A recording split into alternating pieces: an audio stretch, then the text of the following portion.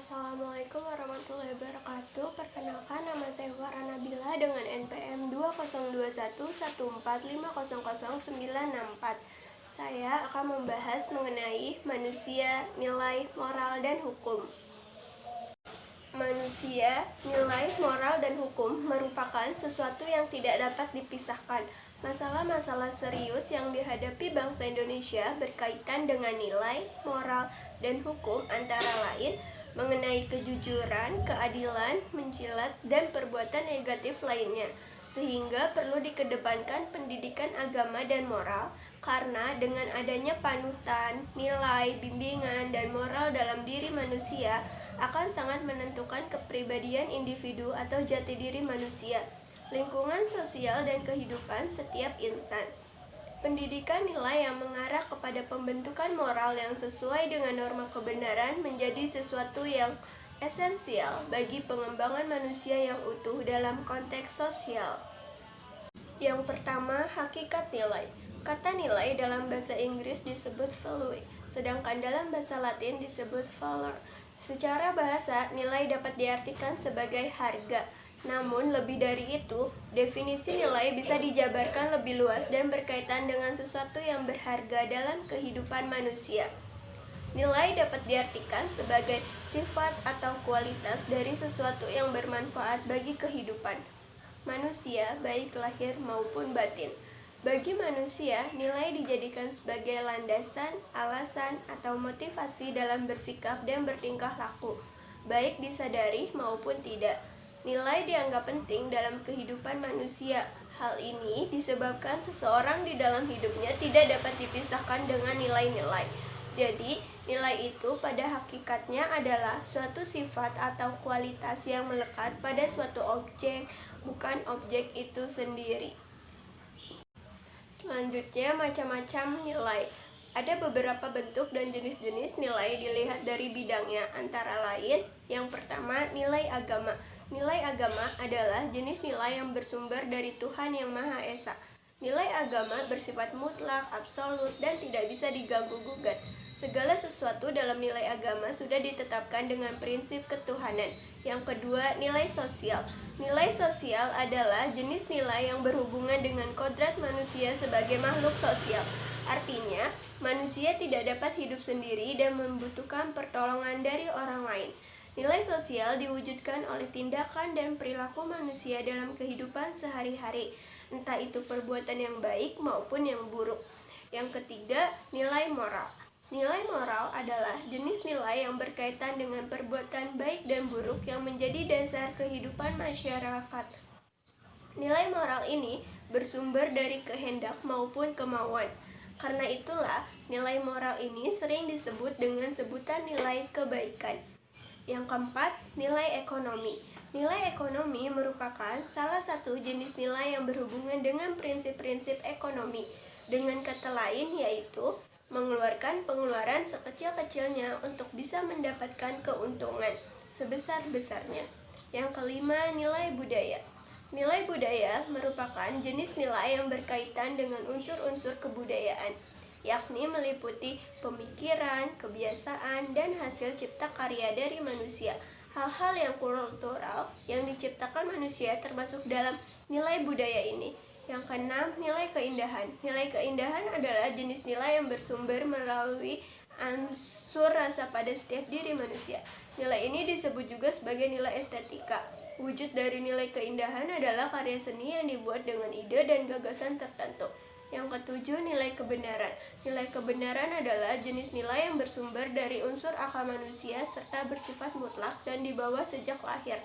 Banyak yang menganggap bahwa nilai ini adalah pandangan kodrati dari Tuhan yang telah memberikan nilai kebenaran melalui akal dan pikiran manusia. Fungsi nilai. Fungsi nilai dalam kehidupan sehari-hari di masyarakat antara lain sebagai faktor pendorong. Maksudnya, nilai berhubungan dengan cita-cita dan harapan. Sebagai petunjuk arah. Maksudnya, nilai berkaitan dengan cara berpikir, berperasaan, bertindak, serta menjadi paduan dalam menentukan pilihan.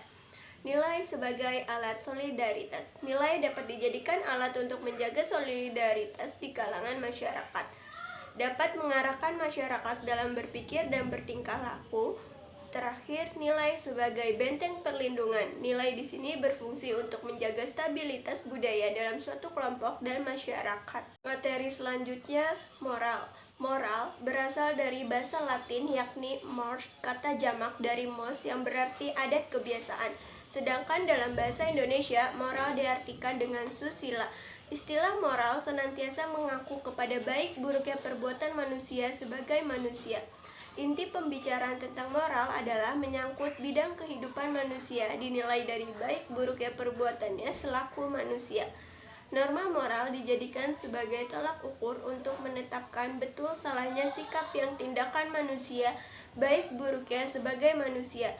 Jadi, moral adalah tata aturan norma-normal yang bersifat abstrak yang mengatur kehidupan manusia untuk melakukan perbuatan tertentu dan sebagai pengendali yang mengatur manusia untuk menjadi manusia yang baik. Nilai moral yang pertama, pengaruh kehidupan keluarga dalam pembinaan nilai moral. Persoalan merosotnya intensitas interaksi dalam keluarga serta terputusnya komunikasi yang harmonis antara orang tua dengan anak mengakibatkan merosotnya fungsi keluarga dalam pembinaan nilai moral anak. Yang kedua, pengaruh teman sebaya terhadap pembinaan nilai moral. Setiap orang yang menjadi teman anak akan menampilkan kebiasaan yang dimilikinya. Pengaruh pertemanan ini akan berdampak positif jika isu dan kebiasaan teman itu positif juga. Sebaliknya, akan berpengaruh negatif jika sikap dan tabiat yang ditampilkan memang buruk. Yang ketiga, pengaruh figur otoritas terhadap perkembangan nilai moral individu. Seorang figur otoritas atau bisa juga seorang public figure sangat berpengaruh dalam perkembangan nilai moral. Yang keempat, pengaruh media komunikasi terhadap perkembangan nilai moral. Media komunikasi mutakhir akan mengembangkan suatu pandangan hidup yang terfokus sehingga memberikan stabilitas nilai pada anak. Namun ketika anak dipengaruhi oleh kebingungan nilai, maka institusi pendidikan perlu mengupayakan jalan keluar bagi peserta didiknya dengan pendekatan kualifikasi nilai. Fungsi moral. Moral berfungsi sebagai landasan dan patokan dalam bertindak bagi setiap orang dalam kehidupan sehari-hari. Adapun fungsi moral lainnya adalah sebagai berikut. Yang pertama, untuk memotivasi manusia agar bersikap dan bertindak dengan penuh kebaikan dan kebajikan yang didasari atas kesadaran dan dilandasi dengan moral. Yang kedua, untuk menjaga keharmonisan hubungan sosial antar manusia, karena moral menjadi landasan rasa percaya terhadap sesama.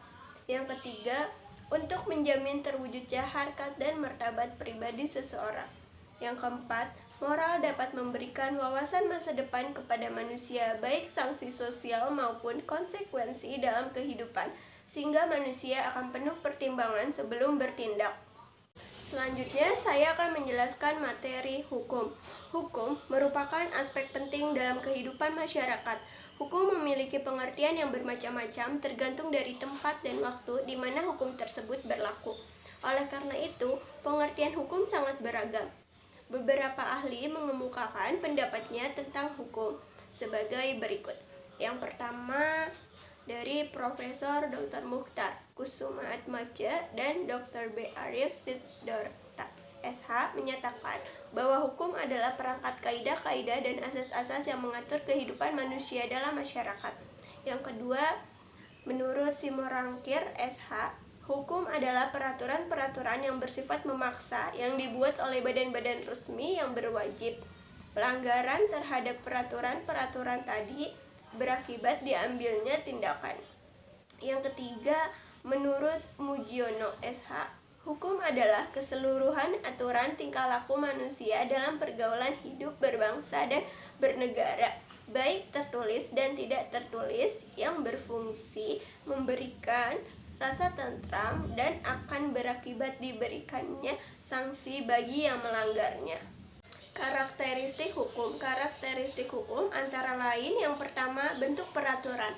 Adapun karakteristik hukum yang paling dasar merupakan bentuk peraturan yang di dalamnya mencakup bagaimana seseorang harus bertindak, apa yang patut dilakukan maupun tidak sepatutnya dilakukan, Bagaimana mengatur kehidupan masyarakat ini? Yaitu melalui suatu peraturan yang tegas dan jelas. Yang kedua, peraturan tersebut dapat tertulis maupun tidak tertulis. Dalam kehidupan masyarakat, terdapat dua jenis peraturan dilihat dari bentuknya. Suatu peraturan dapat tertulis maupun tidak tertulis. Hukum yang tertulis misalnya undang-undang, hukum yang tidak tertulis misalnya hukum adat. Meskipun tidak tertulis, namun keberlakuannya tetap mengikat dan memiliki legitimasi. Dewasa ini bentuk peraturan memang lebih condong ke bentuk peraturan tertulis dalam konteks menjaga kepastian hukum. Yang ketiga, bersifat memaksa atau keberlakuannya dapat dipaksakan. Salah satu karakteristik hukum yaitu keberlakuan yang bersifat memaksa, menjadikan setiap orang langsung maupun tidak langsung tidak terlepas dari hukum itu sendiri. Hal tersebut dikarenakan dalam hukum terdapat sanksi yang tegas apabila suatu peraturan dilanggar, menjadikan setiap orang harus taat hukum bukan hanya karena mereka melakukan perbuatan yang memang semestinya dilakukan, tapi juga menghindari hukuman yang dapat dijatuhkan bagi yang melanggar.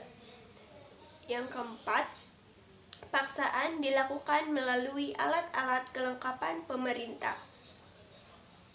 Demi mewujudkan karakteristik hukum yang ketiga, yaitu bersifat memaksa, maka hukum memerlukan bantuan melalui alat kelengkapan dalam pemerintahan atau negara.